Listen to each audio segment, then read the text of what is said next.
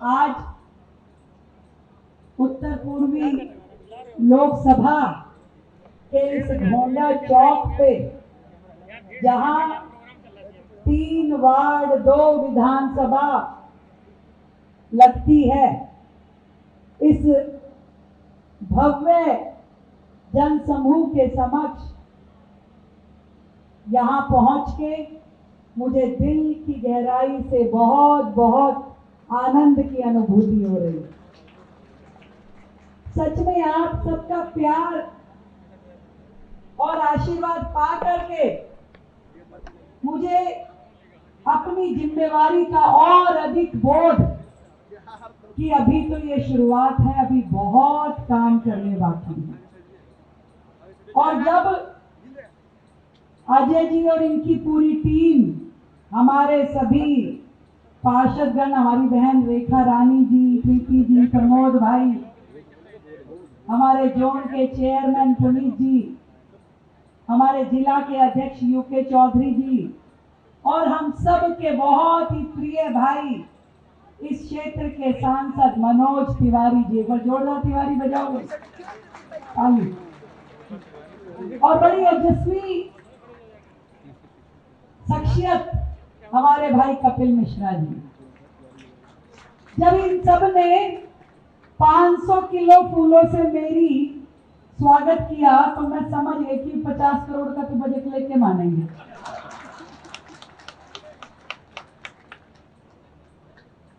पर इस क्षेत्र की जरूरत भी है। हमारे सांसद जी ने अनेकों विषय मुझे ध्यान दिलाए और विधायक जी तो घर ही पहुंच गए, गाड़ी में बैठ गए, पूरा रास्ता दिखाते हुए ही आए कि ये देखो ये देखो ये देखो। तो एक भी मिनट इन्होंने खाली नहीं जाने दी और आधा किलो के करीब तो कागज दे दिए मुझे।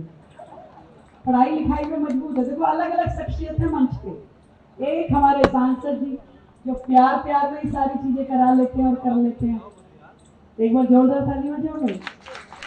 एक हमारे कपिल मिश्रा जी जो ओजस्वी तेजस्वी वाणी से अपने सारे काम करते हैं।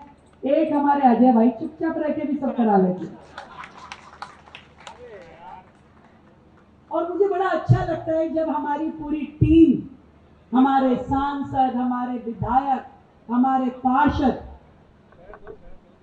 गलत नहीं बोलते हम, ट्रिपल इंजन की सरकार, सही बोलते हैं। जब एक मंच पे आपके विधायक, मंत्री, सांसद, पार्षद बैठे हो और मिलकर के जनता की सेवा की बात करते हैं, सोचते हैं, दिन रात जुटते हैं, यही है ट्रिपल इंजन की सरकार जिसका सीधा फायदा जनता को मिलता है। यदि आज 50 साल बाद घोंडा की ये चौपाल बन करके तैयार हुई है, इससे पहले भी तो लोग आए और चले गए, कभी किसी ने जनता की चिंता नहीं की। यदि आज अजय महावर जी, आज मनोज तिवारी जी इस काम को करवा सके हैं तो ये समझ लीजिए यही है आपको ट्रिपल इंजन सरकार का लाभ। जितनी बातें अभी इस मंच के माध्यम से हमारे विधायक जी ने कही, मैं उनको बताना चाहती हूं कि आपको कहने की आवश्यकता नहीं है, आपका एक एक काम पूरा हो ये हमारी जिम्मेवारी है। चाहे वो गामड़ी रोड का चौड़ीकरण हो जो हर दिल की आवाज है, पूरी शिद्दत के साथ इस काम को किया जाए। केवल आप लोगों की मंशा और आप लोगों का साथ चाहिए भाई। अगर आप राजी तो हमें क्या दिक्कत है, बिल्कुल करवाएंगे उस काम को। प्यारो पक्की बात, कल को मत कह देना कि मैडम एंक्रोचमेंट हटा रही है। देख लो अभी सारे मीडिया वाले खड़े हैं तो वो एक बार हाथ खड़े करके बोलो तैयार हो। जिसका हाथ नीचे में देख लूंगी भाई। हाँ, मना करोगे तो भाई हमें क्या जरूरत है। हम तो अपनी मजबूरी, या तो जनता की डिमांड हो या फिर कोर्ट का आदेश हो, दो ही चीजों से काम होता है भाई। भारत माता की। और इसके साथ साथ बधाई देना चाहूंगी जो दिल्ली से लेके सहारनपुर तक ये जो फ्लाईओवर, ये जो बड़ी रोड दिल्ली की जनता को चंद घंटों में देहरादून तक पहुंचाने वाली रोड का धन्यवाद हम सब मिल करके नरेंद्र मोदी जी को देते हैं। ये जो मेट्रो है, ये पूरी की पूरी विधानसभा को बल्कि आसपास के पूरे क्षेत्र को इतनी स्पीड में एक जगह से दूसरी जगह तक पहुंचाने का काम करेगी जो कि आज तक इस क्षेत्र के लोगों की डिमांड थी। मैं आपको बताना चाहती हूं, मेट्रो एक ऐसा प्रोजेक्ट जो भारतीय जनता पार्टी के द्वारा दिल्ली में शुरू किया गया, हर एक फेज पे काम हो, योजना बने, उस पर लगातार केंद्र सरकार काम करती रही।